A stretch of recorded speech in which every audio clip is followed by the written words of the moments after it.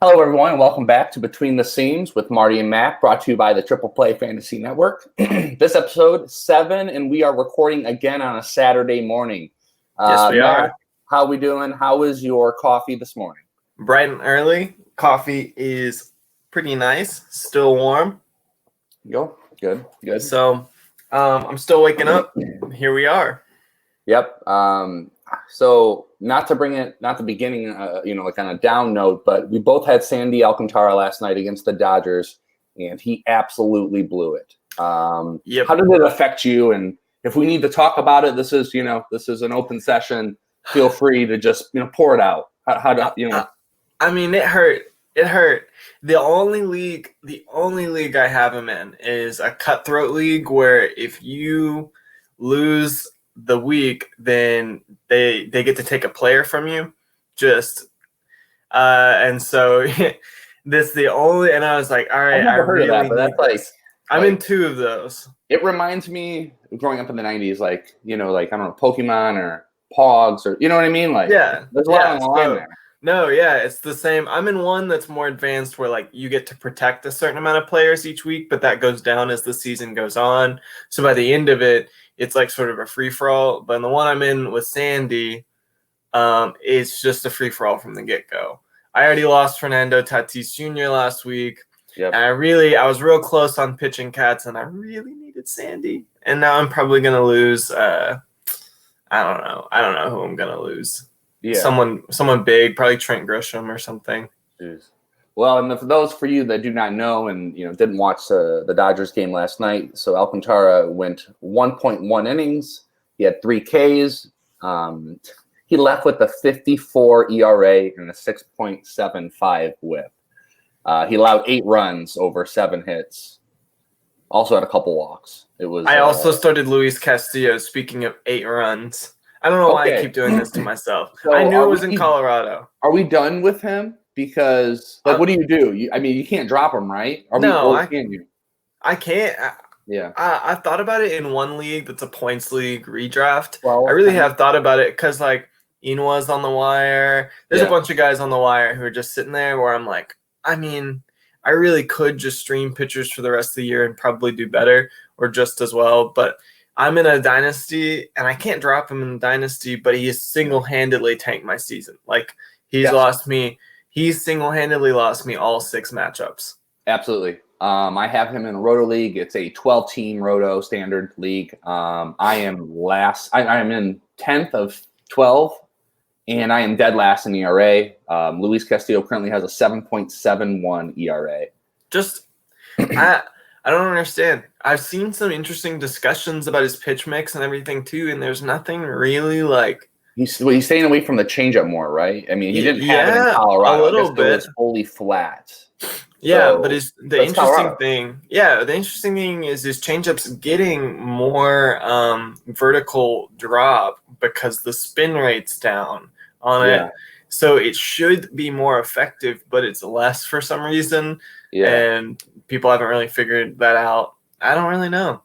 Well, last thing on that, you can't make any big conclusions when it was, in Colorado start. He's going against San Francisco at home on the 18th. So tune in. He's been dropped 7% the last day. So now he's only 87% roster in Yahoo League. So people are over it. And this is over 37 innings. I don't know. Pick him up. Pick him up then. If you're in one of those leagues, I'm the fool who has him. Yeah. I'm the fool who has him, but if someone's dumb enough to draft him and then drop him, I don't know. Right away. Then pick him up. I would pick him up and stash him until he always comes around. He's historically a slow starter. Never this much of a slow starter, but historically slow. That's true. All right. Well, enough Luis Castillo and Sandy Alcantara ruining. What could Lucas Giolito. We could go on.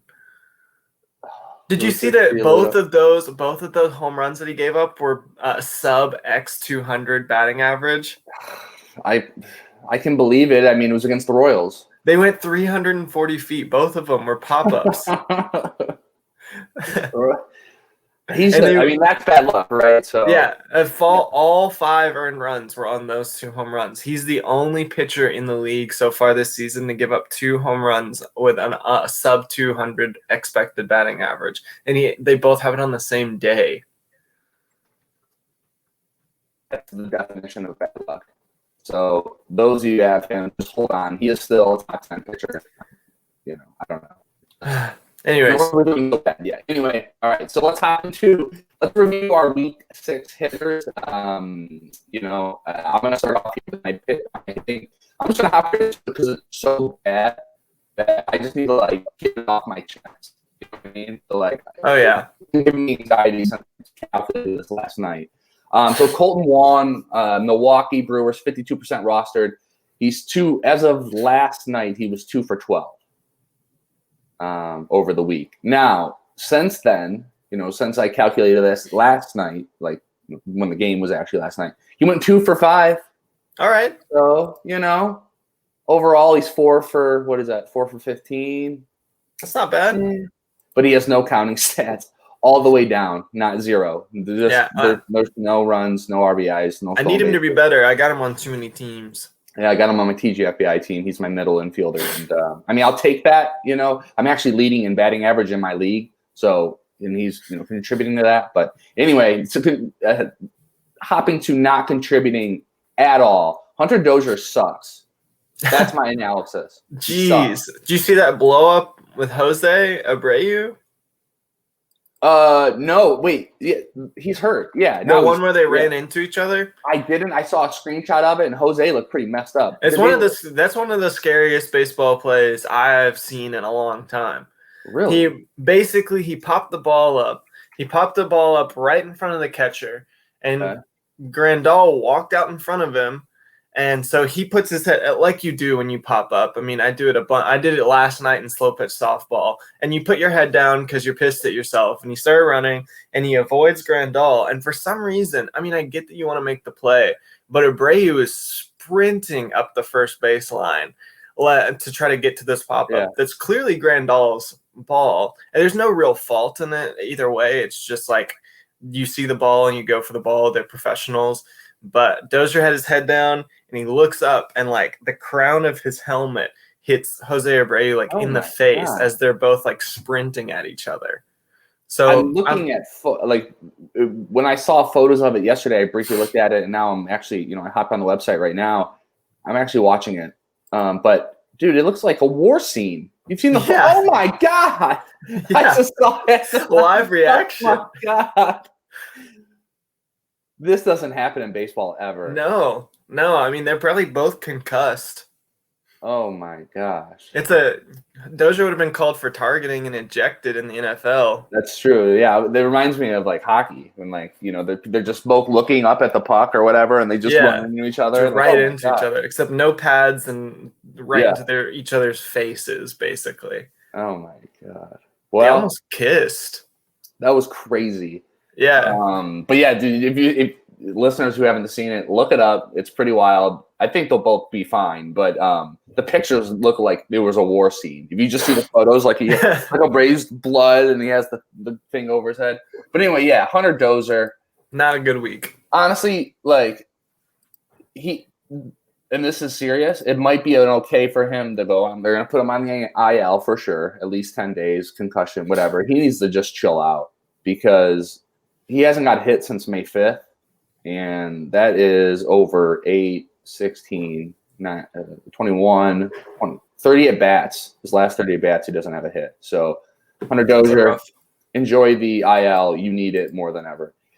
And then lastly, Willie Calhoun. So the big beefy baseball boy, I appreciate you tagging me in the tweet where he got the home run. That's his only thing he's done so far this week pretty much. But hey, not too bad. Not a bad thing to do.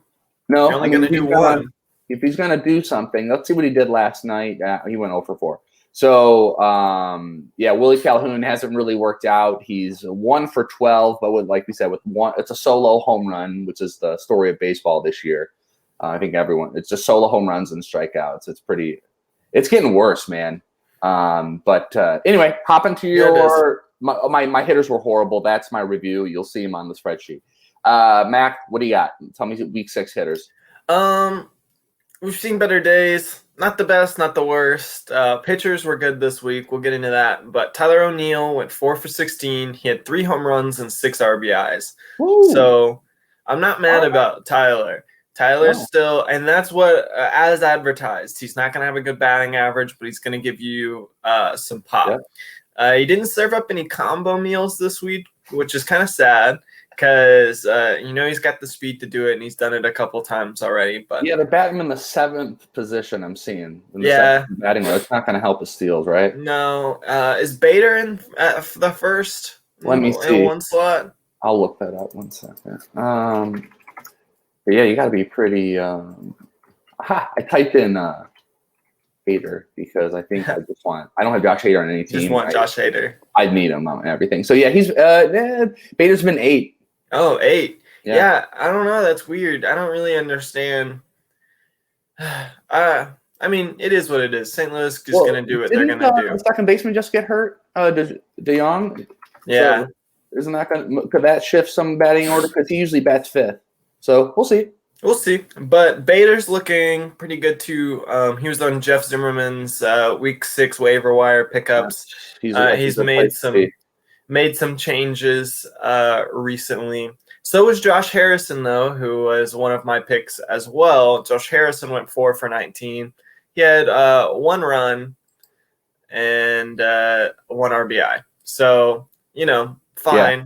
And Corey Dickerson, same story, 3 for 15. He had a double and a run. The Dick Boy. Yes. Yeah, the Dick Boy. And the Dick Boy came back and got me. So, not a great average week. O'Neill kind of saved it with the homers and the RBIs, but I wanted to see more out of Dickerson and Harrison, especially after they've been such high average bats so far this season. That's true, but I think any of the listeners that were, looking to, steal some of your picks, I think they would have picked O'Neill over those other 2. And I think, so I think they're going to be super happy. Should have. And shout out actually to my man, Jeff Zimmerman. He's currently 2nd overall in TGFBI, the overall standings. Yeah. Pretty. I mean, there's 435 fantasy baseball analysts. Wow. He's currently number 2. Wow. Number 1 is Nathan Grimm, who is also a fellow Andrew McMahon, Jack's Mannequin fan. I don't know if you're familiar with them, Mac. They were a little before your time. But, so he's number 1. But just wanted to give a shout out. And good for Jeff. I did not realize. So, that's crazy. But, not you're – it's a struggling week, I think, for all of us here. So we just got to keep pushing. Week 6 pitchers, I'm going to hop into mine. So number 1, Kyle Gibson. So I liked it. 6 innings pitched, 6 Ks, 1.50 ERA, 1.0 WHIP. He got to the quality start, and he only gave up only 1 run, home run to Brandon Belt. So you're going to take that. He didn't get the win. Because it's the Rangers. Yeah, it's the Rangers suck. But I forgot. Someone on the Giants pitched really well that game too. That's what happened. It was kind of like a pitcher's battle. Was that Tony Disco? Could have been. Oh, probably the Sclafani. What is the Sclafani playing? He's the Giants, right? Yeah, he's the Giants. They got Gosman. They got Gosman. Who else is pitching really well? Gosman pitched 8 innings last night with 9 Ks. Jeez, I think it was 9. They were top 5, and the Giants are top 5 in ERA. Quietly. Yeah, they're sneaky good. So so Kyle Gibson, really good. He's been amazing all year. I think his 2018 year, he wasn't that bad. So I bought in 2019 heavy, and he was absolutely horrible, and I've just written him off ever since. But good this time. Good all year actually. Number 2, Brady Singer. So he played Detroit, and he was absolutely terrible.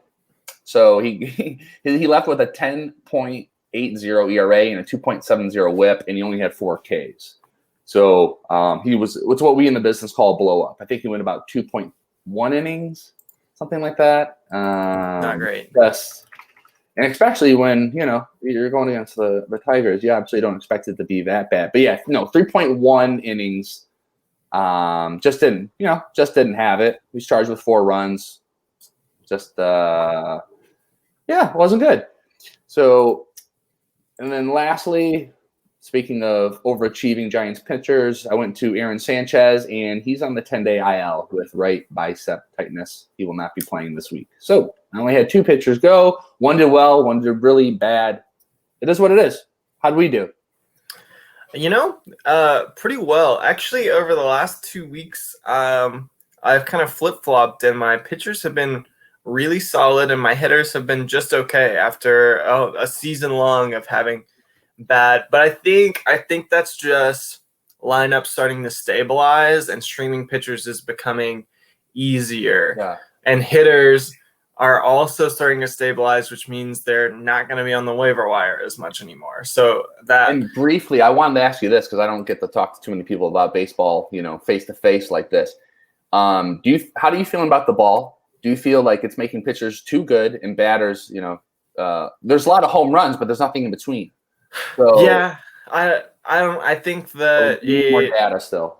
I don't know. I think that this is interesting. I've seen some interesting discussion on this, and I tend to agree that I don't know. MLB is tampering with the game a lot, and I think that they're tampering with the wrong things. The ball being one of them, obviously, but I think to immediately write this off as a failure could be a mistake, because I think his name's Brad Johnson's pretty active on fantasy baseball Twitter. He tweeted something recently and I read, and he was like, look, hitters just take a lot longer to adjust than pitchers do. Okay. So which makes sense. And especially when the ball doesn't really it's not really detrimentally affecting the pitchers at all. So why would they need to adjust? It's hitters the hitters are the only ones that really need to adjust to this new ball. So we'll see. Okay. I don't know. He was like, hey, give it the environment. And as a fan of the game, obviously, no one else does that. The NBA is not going to do something whack that makes the game weird. And now what you thought about a player is no longer true. Matthew Boyd, and I'll get into this in a second. He doesn't give up home runs anymore. I don't know what that's about. I mean, the last time the NBA did that was introducing the 3-point line. Yeah. From the ABA and incorporating, I think, in the 1981. And hey, it's worked out, right? Now it's the game now. It's really weird.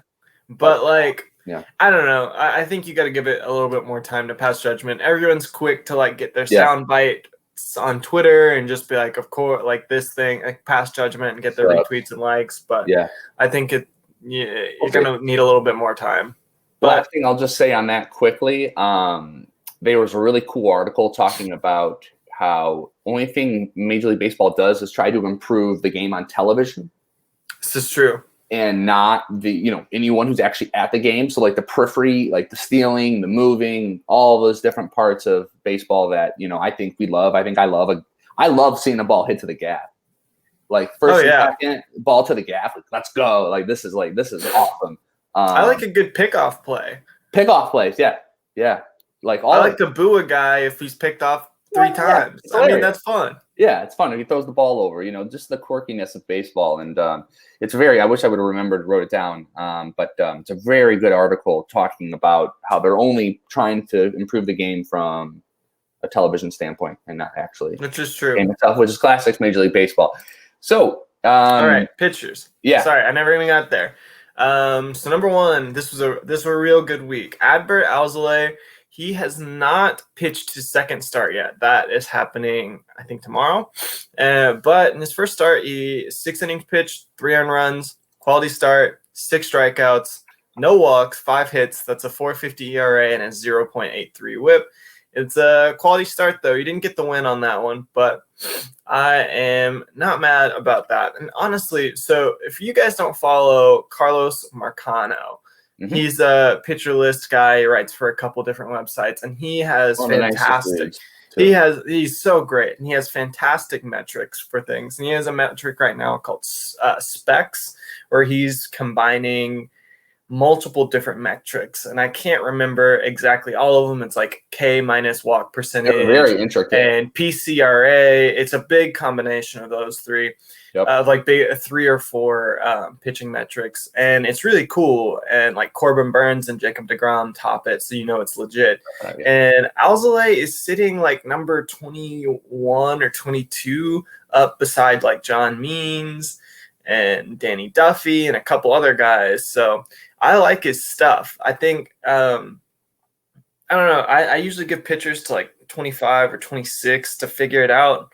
Alzolay's not there yet, and his slider's been nasty. So I don't know. I've been on the Alzolay train all year. But yeah, I like Harris was on that train earlier in the in the off season, and I remember kind of writing him off as a player mentally. When you're like, that guy's, you know what I mean? I just can't deal. I'm until he figures it out, and I'm gonna leave him alone. Which is fair. I picked him up for his last start.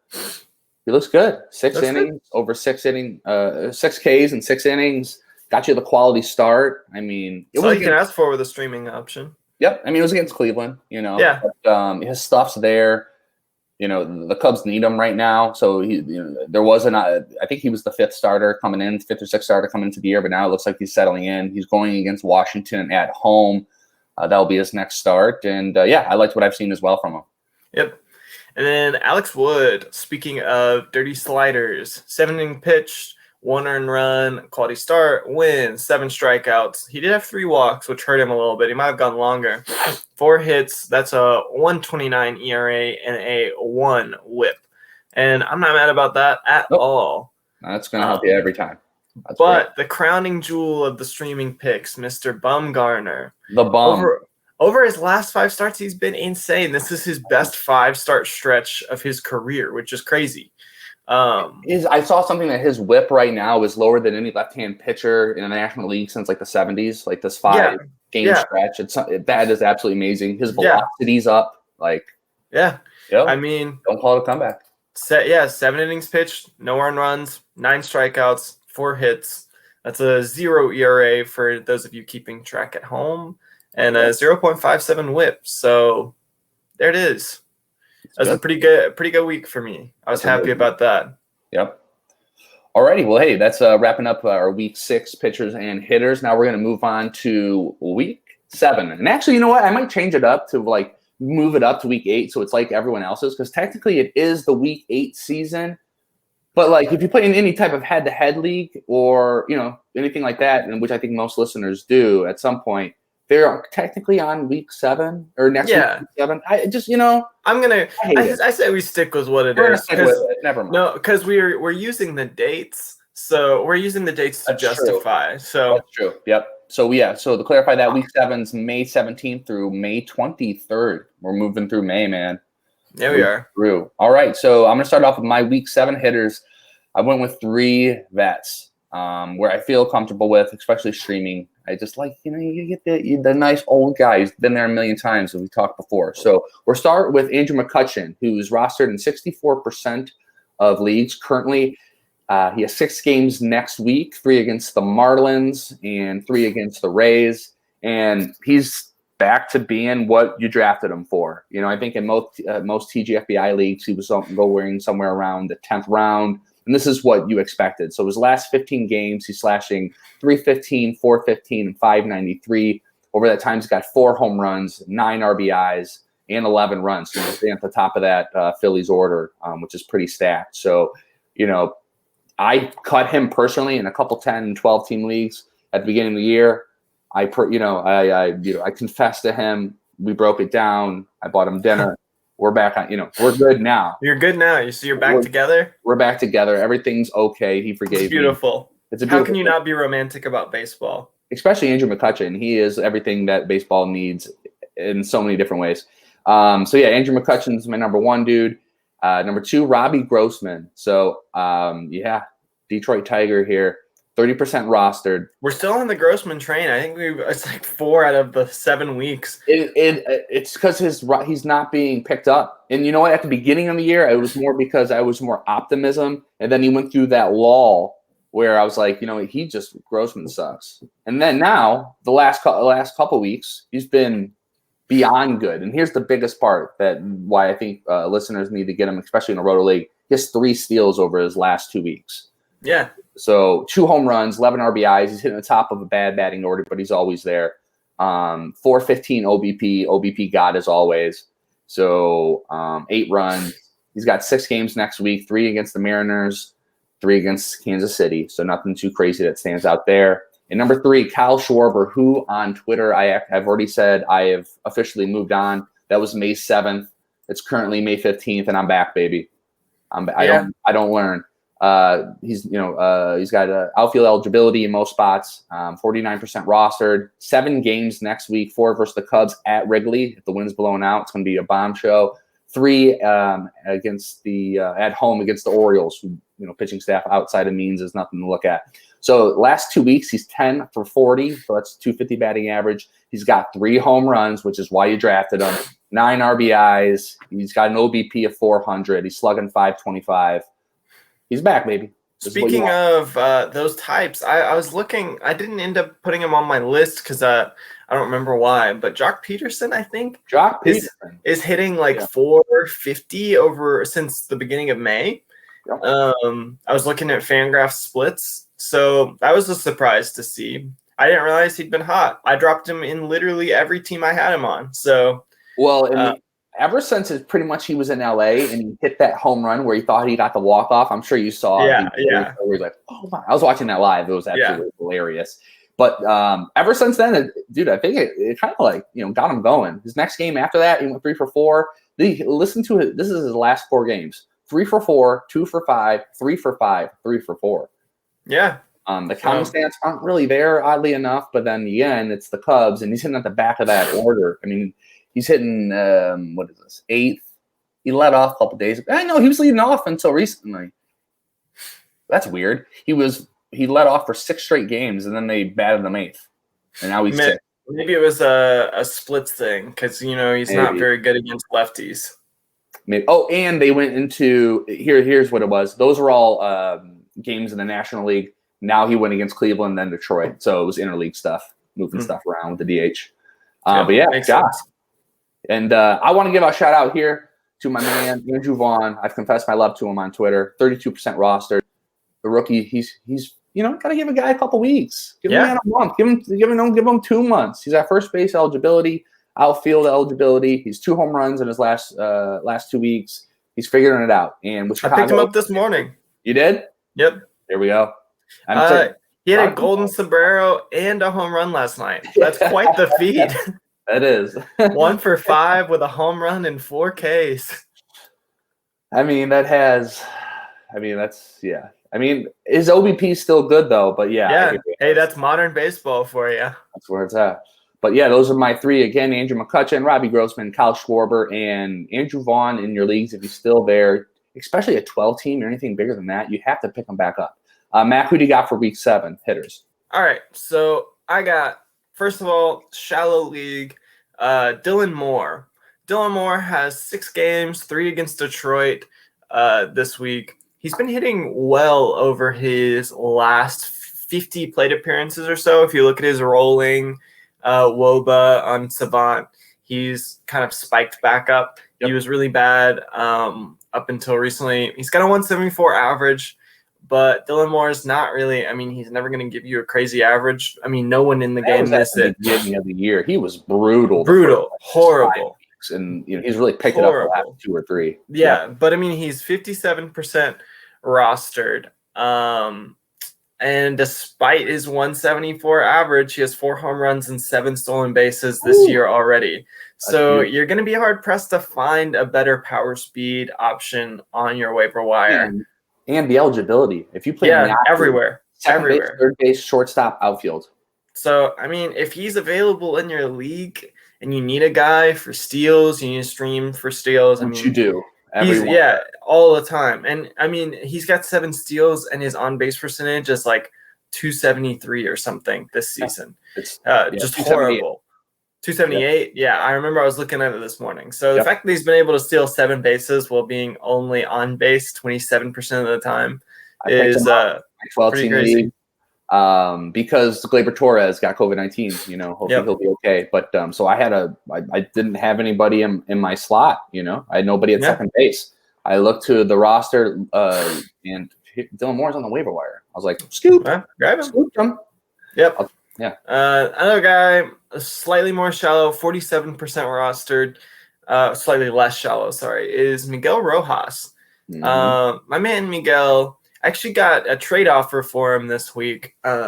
someone offered me Victor Robles for him, which I said I don't think so. I was back and forth on it. I was back and forth on it, but I mean, Robles is close to just losing his job. 3 months ago, you would have been like, yeah, duh. Yes. Oh yeah, duh, of course. But I mean, Rojas has more steals this year than Robles does. It's true. And if you actually look at Robles, one of the most worrying things about him, I mean, obviously he's never jumped off the page Statcast wise with exit velocities and stuff, but now his sprint speed is only 77th percentile. And he's only like 24. Yeah, so it like putting on the, he signed the contract, putting on the pounds, kind of chilling. Yeah, it was one. Yeah, if you look, it goes like first year 100th, then like second year like 90, and then it's like 80, 70. Now he's in 77th. I was looking at all his trends, and I was like, all this is worrying. Power's going down, speed's going down. Yep. So all that to say is not to dog on Victor too much. I hope to see him succeed. But Miguel Rojas has been a baller, and he gets 6 games this week against Phillies and Mets, which, I mean, the Phillies have Nola and Wheeler, Mets have DeGrom. I didn't look at all the matchups, but outside of those guys – But this is true. This is true. DeGrom, I forgot about that. Goodness, I don't have him. I don't have him rostered anywhere. I have him in one spot. It was an auction league. It's my number one home league. Like the ones with like college buddies and all that stuff. So it's the one where you get roasted the most. So Miguel Rojas, and here's another thing that's definitely separates him from Victor Robles for so many different reasons. Especially right now, he's hitting atop the lineup. The last 6, 7, 8, last 2 weeks, he's number one batter. Yep. Rojas is getting tons of at-bats. He's doing good stuff with them. He's stealing bases. He's hitting for a little power, line drives. He's got good average. And speaking of guys who have hit for a decent amount of power, sitting atop a lineup, Pavin Smith is my final pick here. He's only 18% rostered. He gets 6 games this week in a series in Colorado. At the end, he's just been leading off for the D-backs pretty much all year. He's got first base and outfield eligibility, like Andrew Vaughn. Yep. And, he's got a little speed. He's got a little pop. He's hit well in Colorado this year already. I was looking at his splits in Colorado. It's a small sample size, but he's batting over 300. He's got a home run there. If you're in a deep league, you got to scoop him. And you may even want to just get him on now. I mean, he has a 50% hard hit rate, which is absolutely amazing. Again, hitting on, like you said, hitting right atop of the order. Pavin Smith has been on the I listened to In This League a lot, the ITL guys, and they're both from Arizona. So they've been talking about Pavin for the last 2-3 weeks. He got scooped up in my TGFBI league, but he's hitting 269, 3 home runs, 13 RBIs, and he's free pretty much everywhere at 18% rostered in Yahoo. And that was it's been added 4% since yesterday.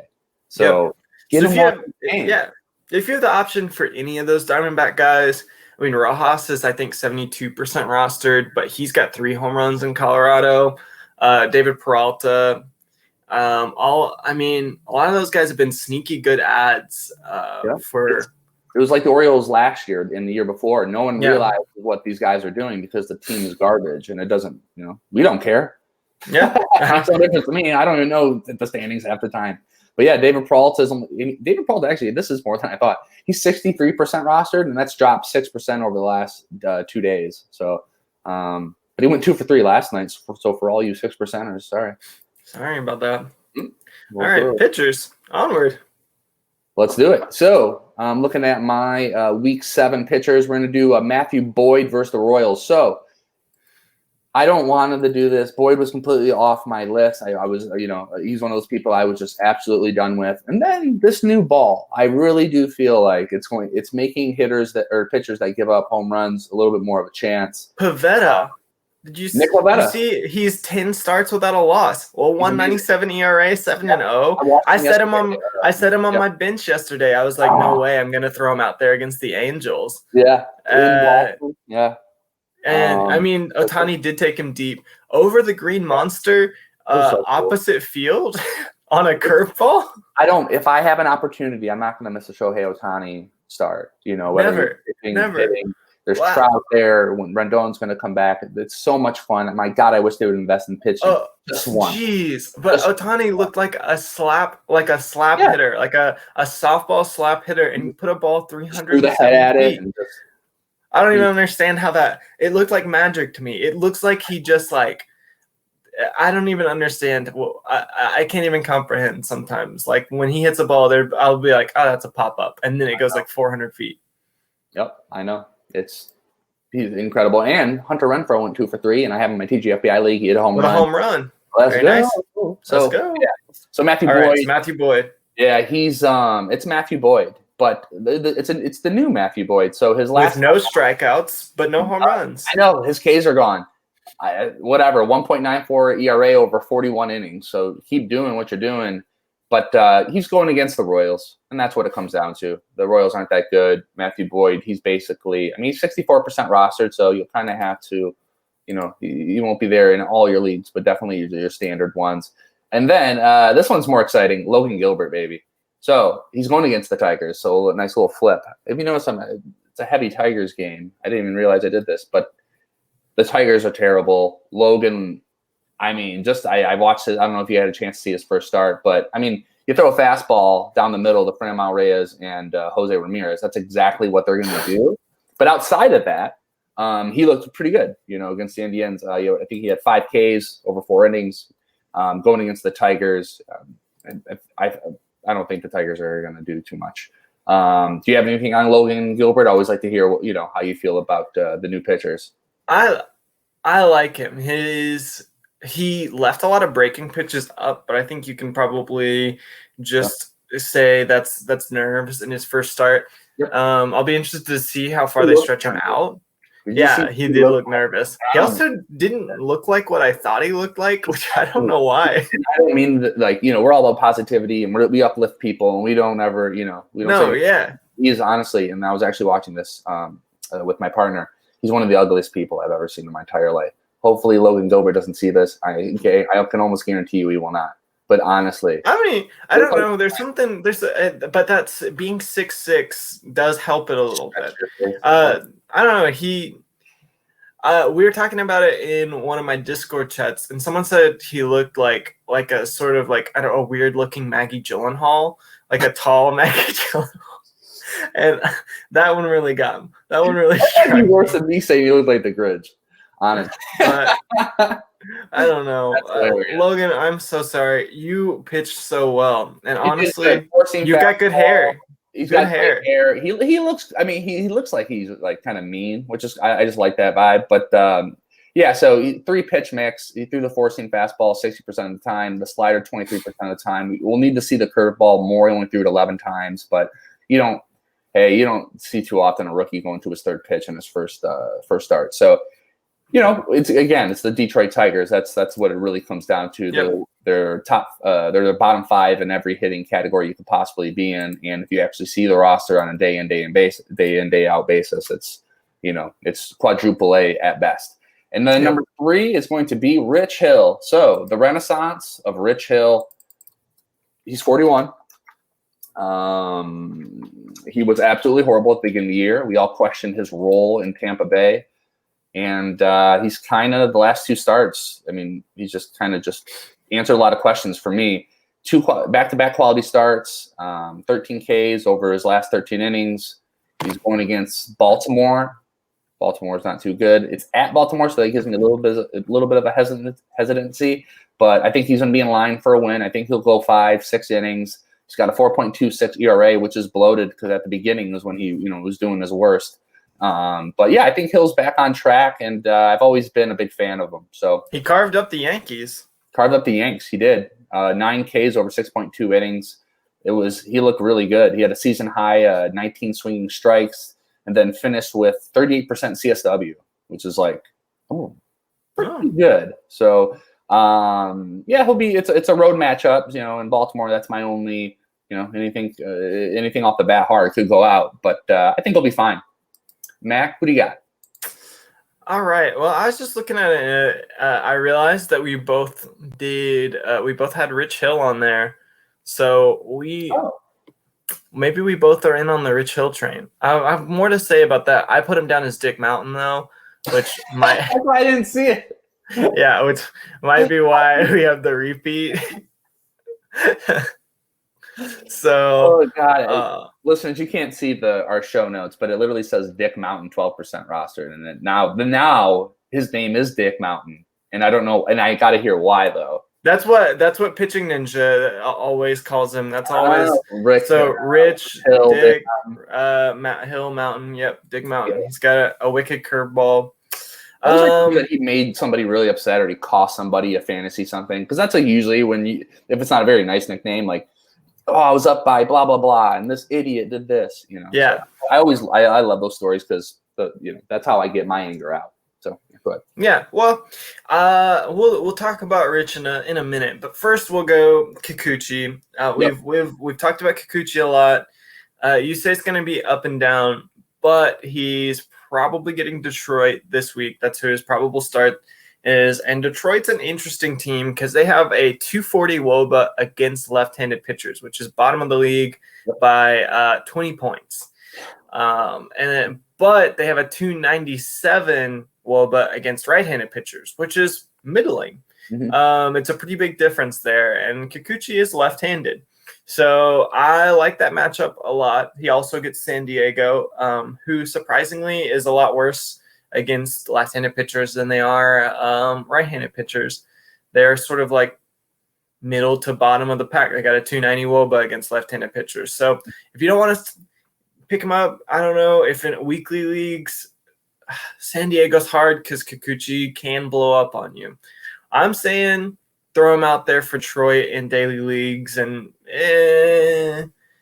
if you need the start against San Diego, that's going to be late in the week. So decide what you need from your Cats. If it's weekly, I mean, I think I'm putting him out there because I think that it lines up Sunday, right? He would go, so you could easily get bumped. Anything could happen, where he gets bumped. Anything could happen.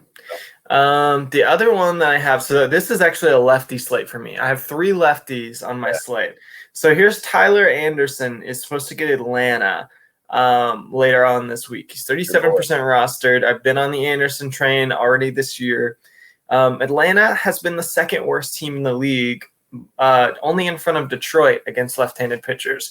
This is like the biggest difference, I believe, in the league split-wise. They're second worst against left-handed pitchers WOBA-wise, and they're third best against right-handed pitchers in the league. Percentage, Tyler Anderson, who we're talking about for the Pittsburgh Pirates, went up 22% yesterday. So now he's 37% rostered. I don't know when you put it down, but it's moving quick, dude. I think people are listening. I've got him down. Yeah, I've got him down for 37%. But 2 weeks ago was when I said pick him up, and he was at 15%. There you go. And he had those 2 starts, the one where he almost hit San Diego, and then the 8 inning start. So I'm not mad about that. Back to the lefty thing. So we're digging on some lefties. I like this. Yeah, I like. Now here's where Rich.